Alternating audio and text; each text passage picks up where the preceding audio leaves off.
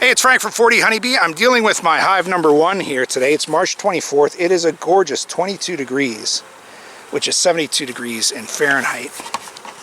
I don't know how you do the conversion. I think you add 25%, a 25% temperature tariff or something. I'm not sure. I'm kidding. I'm kidding. This is a non-political channel for the most part. So what we're doing with this is just checking it.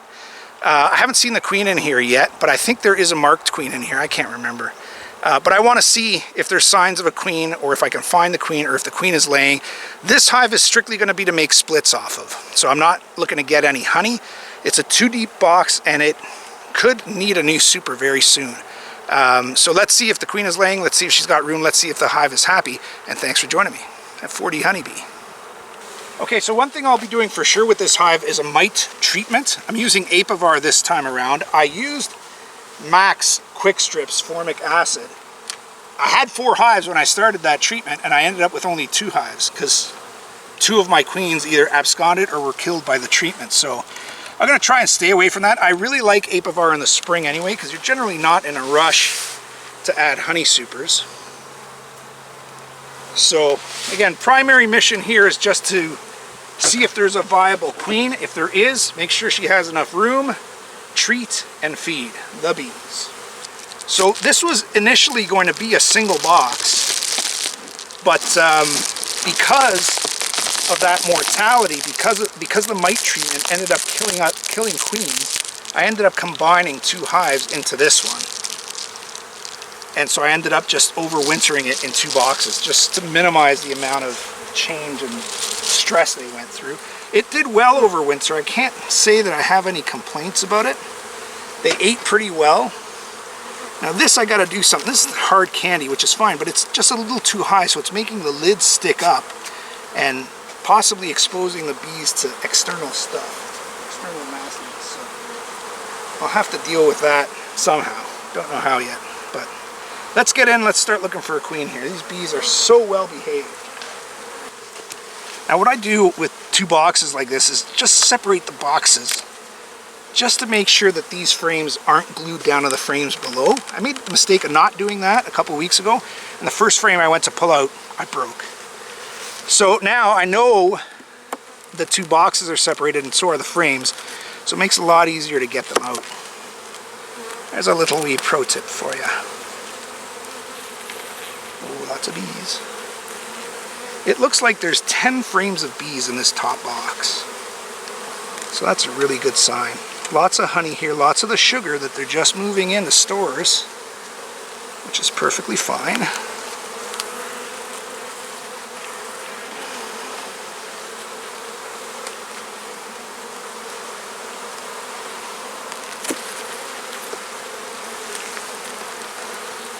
As I recall, the last thing, oh look at this, some brood, freshly capped brood, larva, and eggs. Fantastic. There is a queen in here. She is right, and she is already rocking. Rocking the Casbah. Look at that. That is excellent, excellent news. There's a former wasp later. Okay, so let's just try to go through this decently quickly. They're incredibly calm. I've barely smoked them at all. This is a very light frame that they are preparing for eggs, for sure. We've got honey around the outside, starting to put some pollen in there, some bee bread.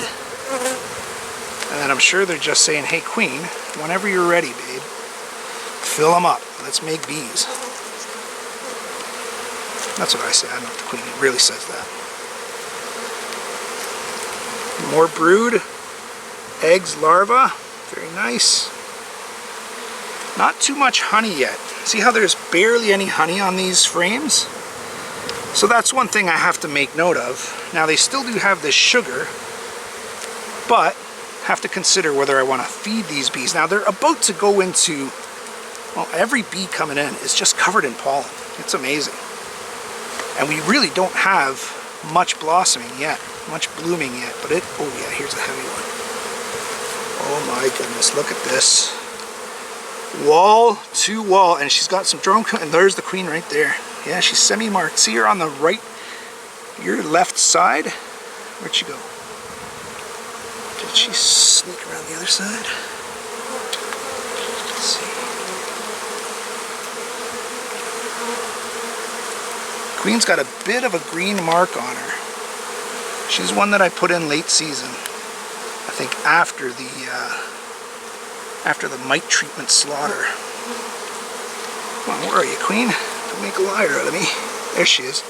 Right by my thumb here. You see her? Oh, she's a beaut. Beautiful, beautiful queen. Okay, so I'm not going to do anything more in this box, but I am going to look in the bottom box. Every forager that is coming in is covered in pollen. Look at it. It's just all over the place.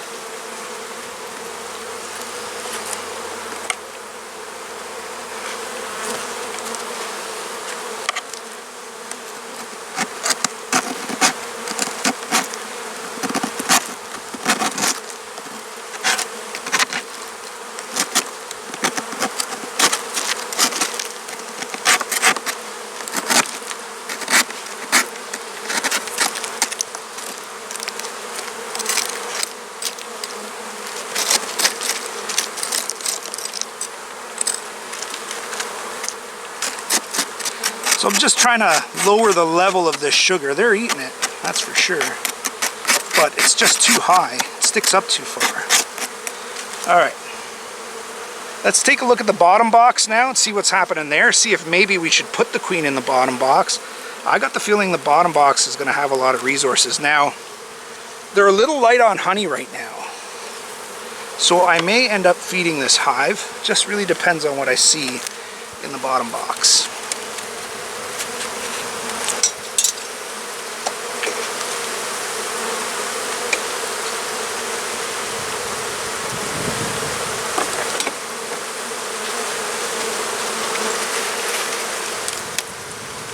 Yeah, this has actually got pretty good weight on it. And let's see how the bottom box is doing. Yeah, it's much lighter, but I don't think I need to feed these bees. They definitely have more resources on the left side of the top box and more resources on the rear side of this box. Now, I'm going to pull a frame right in the middle here because I can see, maybe you can see it there. You see all that drone comb on top? Not on the very top of the frame, like just in between the frames, but just a ton of drones. You know what? I'm going to come off of this side.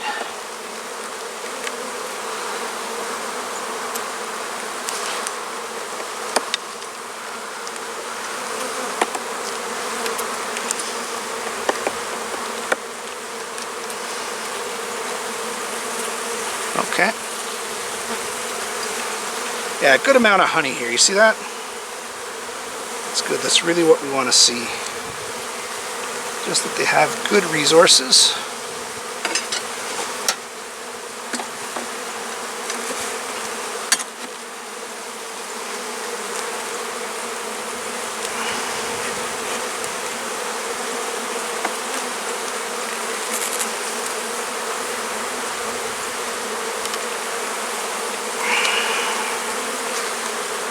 Another example where they ate the honey from the front of the box to the back. You see how there's still honey on my right hand, your left side of the screen?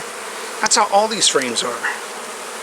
I never noticed that before. I don't know if I never noticed it because it didn't happen or if I just never noticed it before, but that's how all of our hives were pretty much. Now the black frame, not this frame, the next frame, the black frame is going to be interesting. So this is just a lot of bee bread and some honey.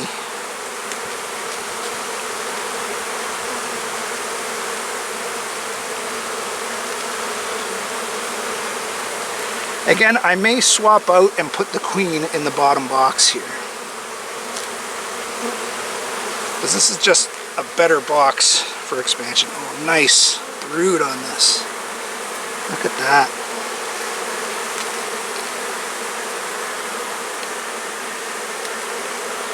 This next frame is the one that I think is going to be, should be really good with brood.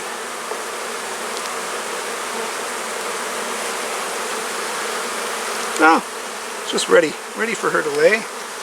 See if there are any. Oh, it's got lots of bee bread, lots of pollen. Okay, one more frame. Put her back together.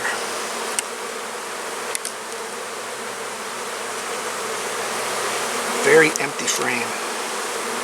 You haven't even started to build this out. So, and the next ones are pretty empty too. I think they were part of the split that I did, and they haven't filled them out. So I am going to put the queen in the bottom here, just so that she can tend to want to build vertically, right? They like to build up. This needs to be more built out than that, so let's move her over.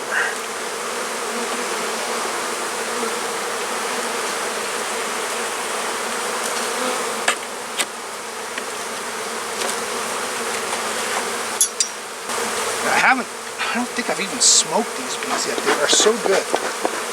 So I've got two different sets of genetics happening now. One was from 36 Off-Road from Derek, about an hour and a half-ish northeast of here. And the other are local, and they're both really well behaved. And it's a question of trying to see what traits you have in each of them and what you want for your bees.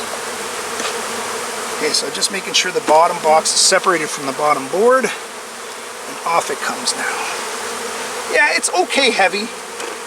Definitely not as heavy as the top box, which is now going to be the bottom box. Still have sugar to eat. And this box is, oh, yeah, this is probably 40 pounds, so they still got a lot of resources in here.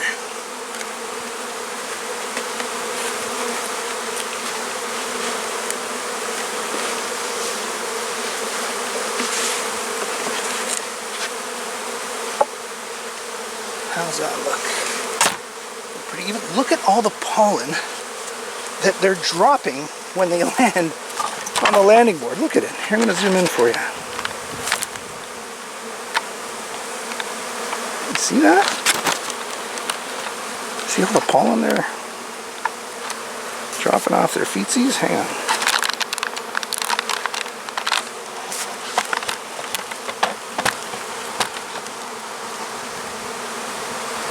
Look at all the pollen on that landing board there. That's pretty cool. I mean, it doesn't...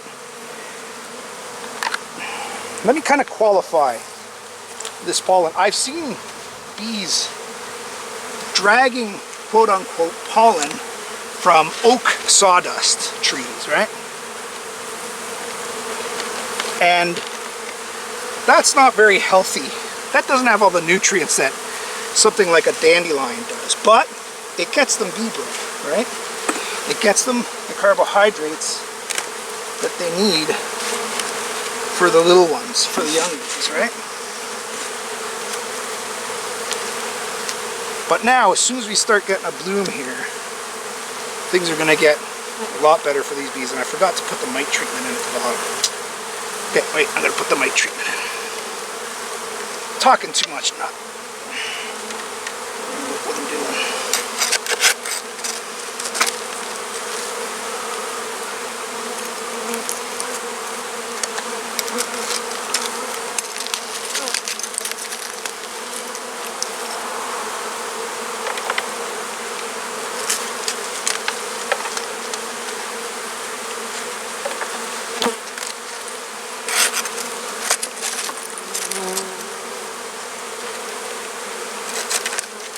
Move some of this sugar off because it's still too bulky. See how thick that is? That's my own mistake. But when you got the winter set up, you don't notice that because you got another box on top of these.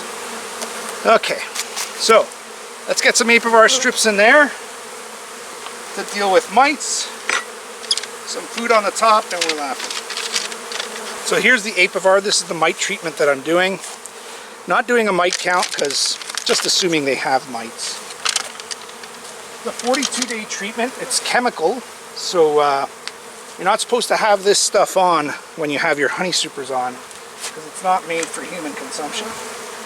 So 42 days is where it stays on, and it literally works by the bees walking around it, rubbing up against it, and transmitting the chemical to the rest of the hive.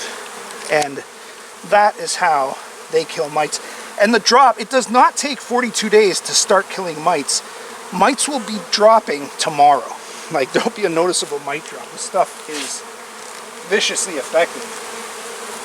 But this stuff is probably one of the few products for mite treatments that has almost no downside to bees. So there's almost no, or maybe no, mortality to bees at all with this stuff. All right, so we got the treatments in. There's a certain number, when you're using Apivar, there's a certain number of strips that you're supposed to put in depending on how many frames are covered in bees, how big your brood nest is, basically. So do keep that in mind and check it out. Basically, if you got a full 10 frames like this, you're putting 2 strips in. You're just not supposed to put 2 strips in on either side of the same frame, okay?